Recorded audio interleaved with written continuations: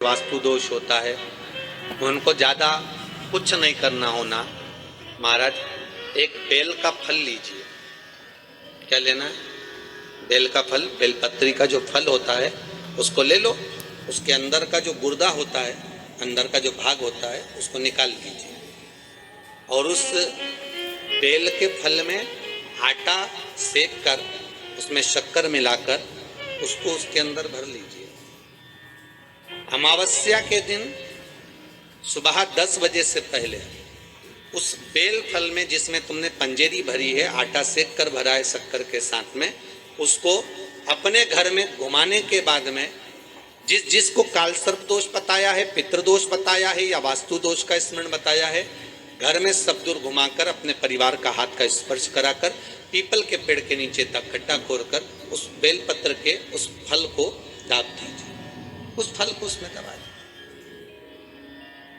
महाराज केवल एक अमावस्या करना रहता है, पितरों के दोष से मुक्ति मिलती है और हमारे घर के कार्य सफल होना प्रारंभ हो जाते हैं। कार्य की सफलता होती है, कार्य में सफलता प्राप्त होने लगती है। हम तो कई बार कहते हैं महाराज जी, अगर ऐसा लगे किसी औषधि को आप ले रहे हैं, मालूम पड़े कि औषधि आपको लग नहीं रही है, शिव महापुराण की कथा करेंगे, मान लो औषधि आपको नहीं लग रही, आपने औषधि बहुत दिनों से ले रहे हो, कोई दवाई, मान लो आप किसी भी दवाई को ग्रहण कर रहे हैं और वो औषधि लगी नहीं रही है, वो शरीर को लगी नहीं पा रही और आप ठीक ही नहीं हो पा रहे, 15 दिन हो गए, 8 दिन हो गए, बताओ, उतना की उतना ही कैटरीना है, उतना ही उतना अपना भरा हुआ, वही की वही लीवर, वही की वही किडनी, वही की वही स्मरण, सभी कुछ वही वही, उतना की उतना ही।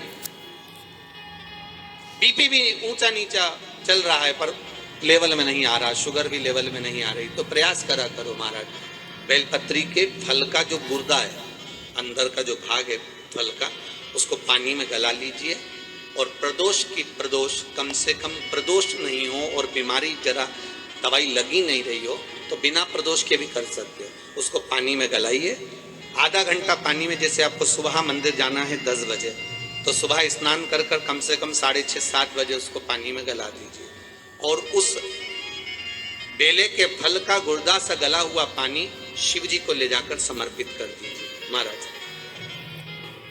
उस पानी में से थोड़ा सा 1 चम्मच पानी शिव जी पे चढ़ा हुआ लेकर आ जाइए। उस पानी को जो बीमार व्यक्ति है उसको औषधि देने से पहले मात्र आधी चम्मच से भी आधा चम्मच उसको दे दीजिए। भगवान शंकर का श्री शिवाय नमस्तुभ्यम का जाप कर कर उस पानी को देने के बाद अगर आप औषधि देंगे तो ये पक्का है कि औषधि अपना कार्य करना प्रारंभ कर देगी और वो स्वस्थ होना प्रारंभ हो जाएगा। आर्यमा स्वामी बैठे थे तो उन्होंने शब्द सुना पार्वती जी का, शब्द सुनकर माता पार्वती जी के पास में आर्यमा स्वामी आए, पूछा, माता पार्वती आप क्यों आवाज लगा रही हो, क्या आवाज क्यों लगा रही हो? पार्वती जी ने कहा, मैं मेरे नाना के घर में आई हूं पर इतना सारा कुशा रखा देखा है, डाब रखा देखा है, तो मैंने पूछा कि ये कुशा, ये डाब क्यों रखा? देखो, सनातन हिंदू धर्म में जो कुशा होती है, जो डाब होता है, साल भर अपने घर के अंदर कहीं ना कहीं इस कुशा को, इस डाब को संभाल कर रखना चाहिए। उसका कारण क्या बताया है? तो यहाँ पार्वती जी से स्वयं आर्यमा स्वामी कहते हैं, सुनो पार्वती माता, पितृलोक में ये जो ढाब है, पितृलोक में जो ये कुशा है, पितृलोक में ये कुशा जो रखी हुई तुम देख रही हो, इस कुशा का महत्व ये होता है कि जिस घर के अंदर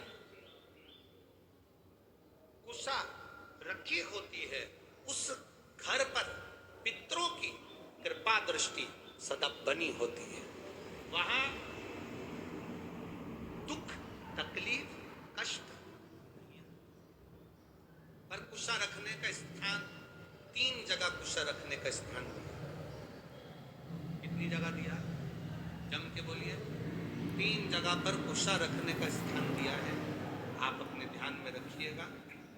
देव पितर जो शिव महापुराण की कथा चल रही है, इससे आपको सीखना है और जनमानस तक आपको ये चीजें रखना है, जिससे हमारा सनातन धर्म में ये बात मालूम पड़े कि कुशा का महत्व क्या है, कुशा कहाँ रखी जाती है और कुशा के जल से तर्पण क्यों दिया जाता है। ये बहुत समझने वाली बात।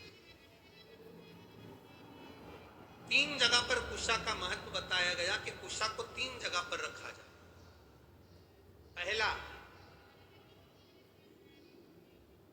अपने घर के दरवाजे में जहां से अपन प्रवेश करते हैं, उस प्रवेश के द्वार के प्रवेश द्वार से कुछ दूरी पर कोई फोटो लगा हो, कोई चित्रपट लगा हो, कोई जगह हो ऐसी जहां तुम कुशा को अंदर प्रवेश करते समय कुछ दूरी पर उस कुशा को आप राइट भाग की ओर रख।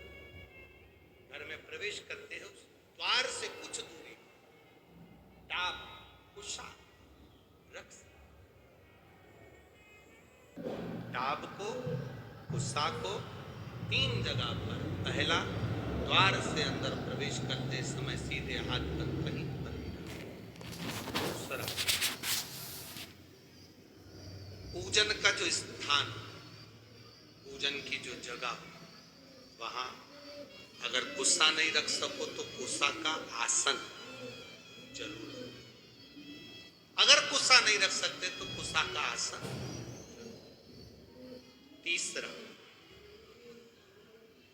रसोई घर के अंदर जहां पर परिंदा हो, मटका हो, हंडा हो, उसके आसपास में कहीं थोड़ी भी जगह हो, एक छोटी सी भी कुशा अगर अपन ने रख रखी है तो घर में कभी भी बड़ी बीमारी प्रवेश नहीं कर सकती। एक कुशा भी अगर हमने रखी है, एक डाब भी हमने